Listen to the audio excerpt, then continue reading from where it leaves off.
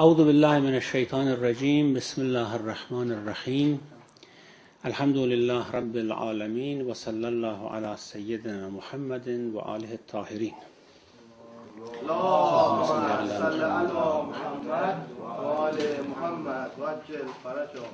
So we actually continue the topic we were discussing last week with a very particular example. Last week we were discussing about denominations, generally in religions, madhahib and denominations. And now we want to talk about, of course, the main split among Muslims, that's Shia and Sunni. The question is there a meaningful difference between Shia and Sunni? Today especially. Everyone knows that there are differences between Shia and Sunni. However, my question is this difference meaningful? When we analyze it and when we explore it, do we come to a real, solid, meaningful difference, or is just a sort of imaginary difference that we have for both of these denominations? Now, let's agree on some points, first of all. Although I know that these could be as well point of questions, and some people may have concerns about what we want to establish as agreement, but I take it for granted that the majority of Shia and the majority of Sunni agree on these points that I'm mentioning. First of all, we are following the same book. The Sunni and the Shia are following the same book. There are some rumors going around that Shias are following a different Quran from the Sunnis. Well, it's just layman rumors. Even if a scholar mentions it, it's not a scholarly statement because they have not investigated it. Had they investigated this, they would have seen that there is no such a thing as a different Quran. In fact, the Quran which we are reciting today is a combined effort of both Sunni and Shia scholars of the early centuries of Islam. We know that undisputably 3 or 4 of the famous reciters or Qurra of the Quran were Shia, and others were Sunni, and the Quran which is being recited now and published everywhere around the world, which is the recitation of Hafs from Asim, from Abu Abdurrahman as-Sulami, from Ali ibn Abi Talib, was a Shia and Sunni recitation. So we both follow the same book. Following Sunnah of the Prophet, and I think this is again a point of misunderstanding, because some people think that the Shias follow Ali, peace be on him, and Sunnis follow the Prophet, peace be on him, which is wrong. Of course, all of us follow the Prophet, peace be on him, and we seek actually the Sunnah of the Prophet. The difference is the route to that Sunnah, which I will discuss later. However, we can agree now for the time being, until we come to, of course, discussion, that both Shia and Sunni are actually following the Sunnah of the Prophet, and they seek the best means to that Sunnah. This I want to emphasize, because our means to the Sunnah of the Prophet is the most important thing.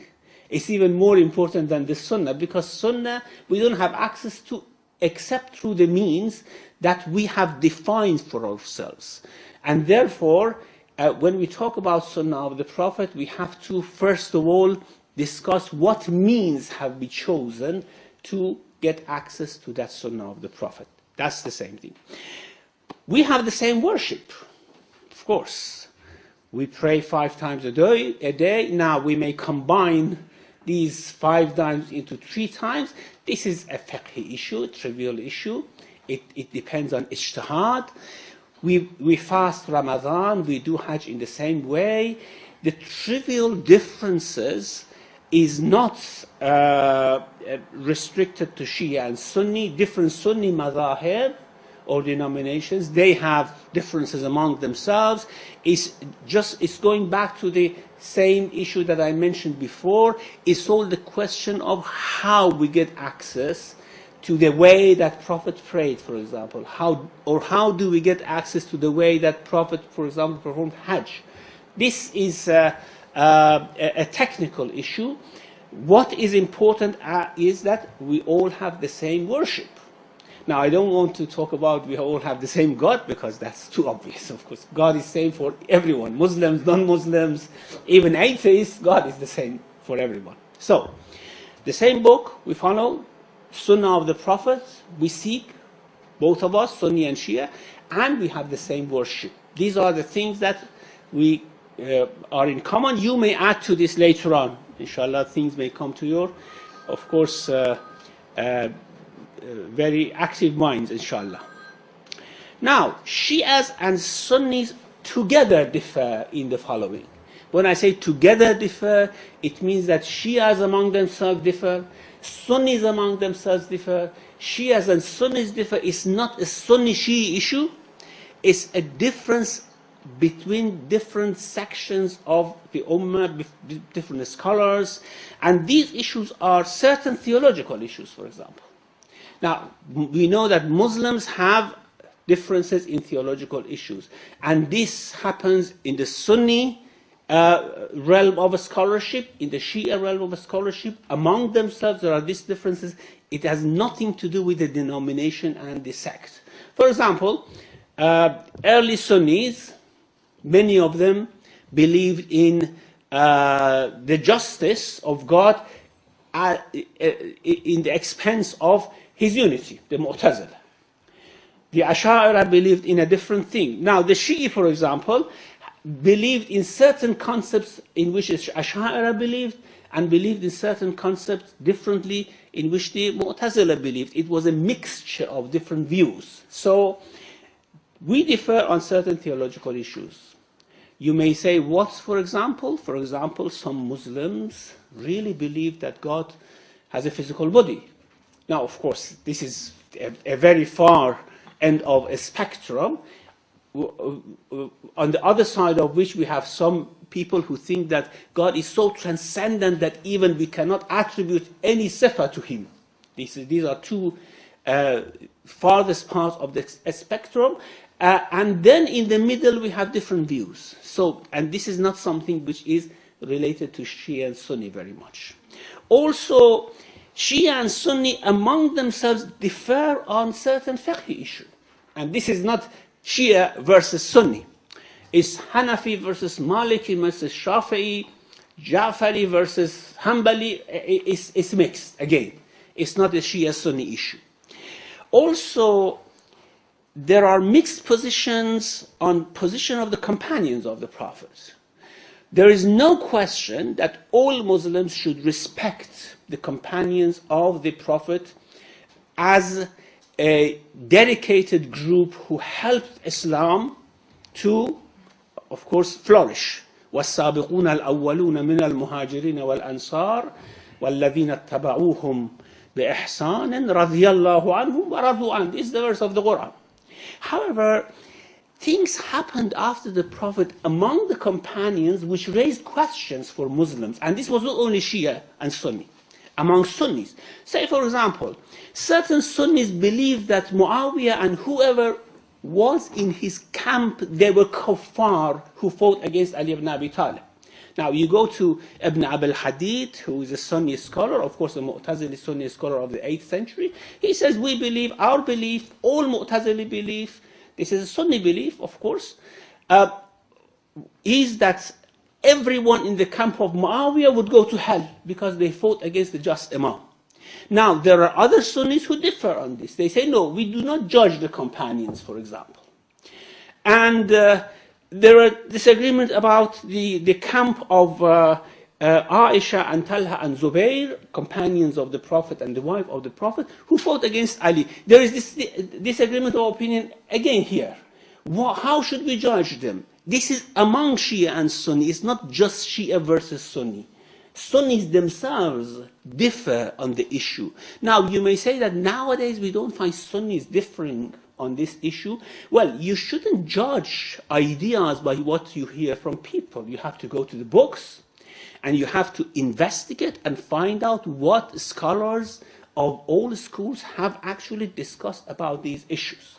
So these are certain issues. Now, the Shias have their own opinion about how should we judge these companions who fought against each other. How should we judge the companions who killed each other? We know companions killed each other, so how should we judge them? This is a difference of opinion, as I said, not only between Shia and Sunni, between Sunni and Sunni as well. So these are the points that I mentioned. Shia and Sunni together differ on these issues. Now, we have problems as well. We have false accusations. False accusations. For example, Sunnis, they do not respect Fatima Zahra or Ahlul Bayt of the Prophet, peace be on them. This is accusation. We know that the majority of the Sunni respect Ahlul Bayt, alayhimus salam. They respect Fatima Zahra as Bid'atul Rasul, as daughter of the Prophet. Or Shias do not pay any respect to the companions of the Prophet. This is again false accusation. The Shias, how could they disrespect the companions of the Prophet while, for example, I just mentioned one historical issue which I found in Ibn Abil Hadid, again the Sunni historian and the commentator on Nahjul Balagha, who mentions that in the Battle of Siffin there were 18,000 companions in the camp of Ali and 4 or 5 companions in the camp of Muawiyah. So the Shia who respect Ali, how they could disrespect those 18,000 companions of Muhajirun and Ansar who were in the camp of Ali? That's not right. And of course, if you look into all Shia literature, you would see the respect which is paid to the companions of the Prophet. So just as an example, I can mention the supplication of Imam Zainul Abidin, the 4th Shia Imam, who has dedicated one very important supplication of his collection of supplications to the companions of the Prophet. That they were the ones who dedicated themselves, they were the ones who sacrificed everything, they were the ones who helped the Prophet to overcome all the difficulties and helped him in battles. So how a Muslim can disrespect them? Now, as I said, there are certain individuals among the companions who, of course, has been a point of discussion and contention, not only among Shias and Sunnis as well. However, there are certain figures which are, of course, Shia-Sunni sort of thing, which I will mention that. Another false accusation I mentioned, that the Shias have a different Quran, or that they worship Ali, or that, for example, they regard Ali to be, their imams to be prophets. These are false accusations. These are not anything that scholars would pay attention to. So, apart from that Shia-Sunni difference together on certain things, we have these false accusations as well against each other. It's not only Sunni against Shia, it's Shia against Sunni as well. Now, Shias and Sunnis have some issues, real issues, which are now buried in history, and we shouldn't dig them out. It is unreasonable, it is quite unjustified to dig things which are buried in history to create rancor and to create opposition among Muslims. Because the highest value that the Prophet, peace be on him, we know valued among Muslims was the unity, and this is what the Quran mentions.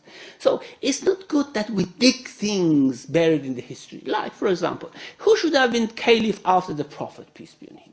Ali or Abu Bakr? Just tell me, if a sound person, if a sane person comes today and see us fighting, who should have been the caliph after the Prophet 1400 years ago?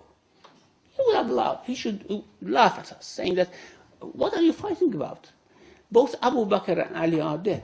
You cannot change the history. So why are you fighting among yourselves? So these are the things which are buried in the history. We shouldn't bring them out. Or say the integrity of the three caliphs after the prophets. Now, we know that Shias have strong view on that. We don't want to hide it, because the Shias think that they were not right in taking the caliphate. It was right of Ali. The Muslims agreed that they should give it to the first three caliphs. However, should we fight about it now? What's the use of it? It's all gone in the history. Is it reasonable? Is it sane for us to kill each other, saying that who should have been the first caliph after the prophet? Wouldn't the human beings, the animals, the angels laugh at us? Why are you shedding your blood for this reason? This is now 1400 years ago. You cannot change the history. You cannot bring anyone back. You cannot restore anything.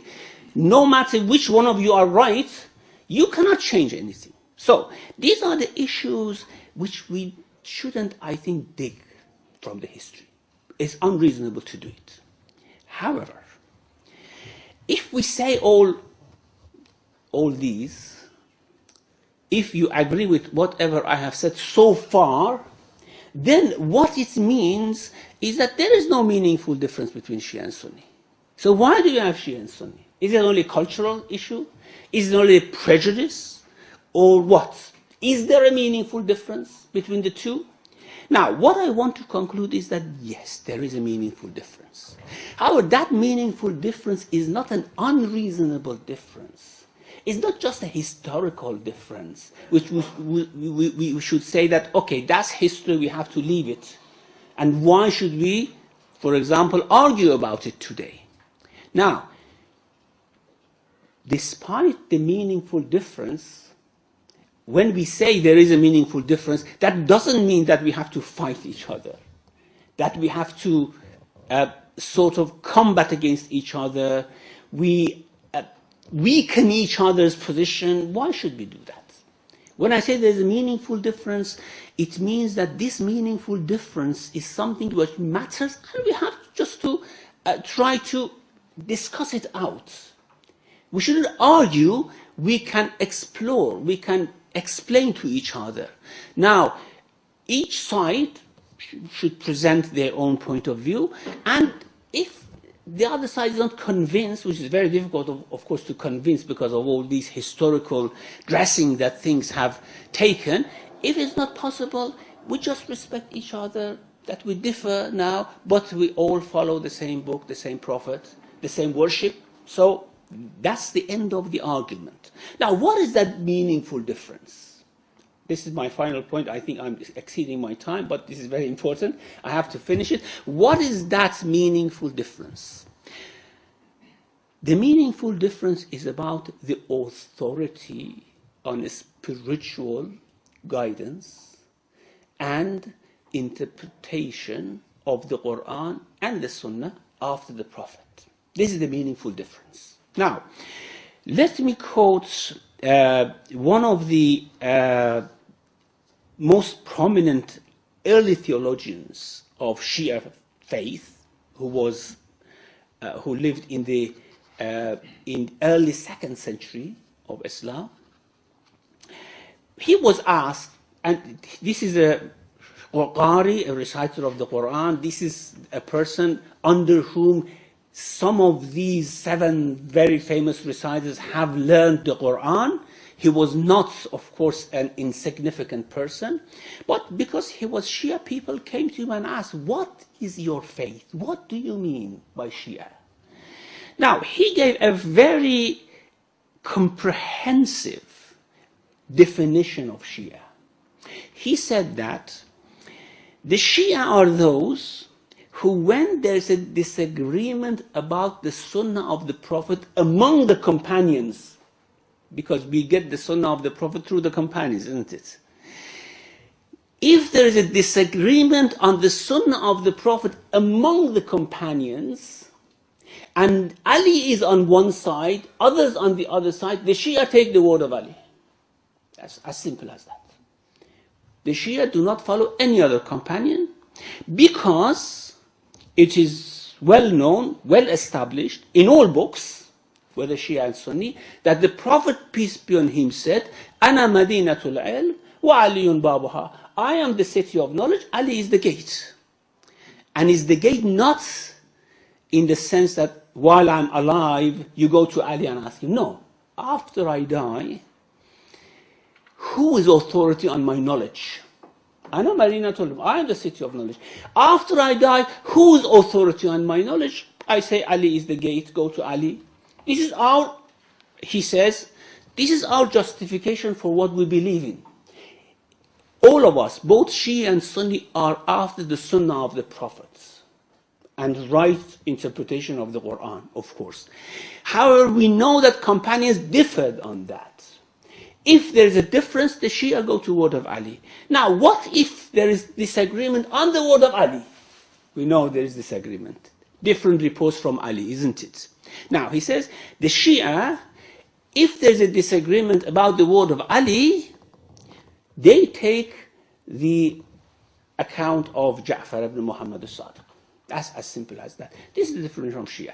Now, what this definition tells us is that the difference is in the authority, the spiritual authority, and authority on right interpretation. The Sunnis believe that all the companions collectively had that authority. Fair enough. Of course, we respect that. However, also the Shias have the view that Ali had a deeper knowledge than other companions. He was appointed by the Prophet as the gate. And then it comes to the point of the issue of imamah, of course. That there were 12 imams after the Prophet who had this spiritual authority. Now, we are not fighting about who should have been the caliph after the Prophet. We have our own views, okay? The Sunnis have their views, the Shias have their views, but it's pointless to argue about it because that is past history. But it's not pointless to discuss if there's a disagreement about the Sunnah of the Prophet, who is the authority? I want to act now, I want to pray now, I want to have knowledge of God now. Theological knowledge, jurisprudential knowledge. There's disagreement about among companions, among the tabi'un. Who should I go to? This is meaningful. So this is now meaningful. This is relevant. Other things are not relevant very much. It's insane to argue or to have hot sort of disagreement about those things. Therefore, in conclusion, I say there is a meaningful difference, but that meaningful difference is not a historical sort of matter which makes things to look unreasonable when we discuss or argue against each other. This meaningful difference should not allow us to insult each other. That's the most I say vicious thing that we can do, or insane thing that we can do. That meaningful difference should drive us to have a sound, exploring sort of discussion to find out what is the truth. And that's all. And if we cannot convince each other, we are not obliged by God to do that, is it? We are not prophets. Even the Prophet cannot oblige anyone. We only have that duty to, if we think that something is right, we convey it to others. And of course, as Muslim brothers, we respect everyone who say, Ashhadu an la ilaha illallah wa ashhadu anna Muhammadan Rasulullah. So here I have only one question. Now that we have a meaningful difference, what to do now? This is my question. Wassalamu alaikum wa rahmatullahi wa barakatuh.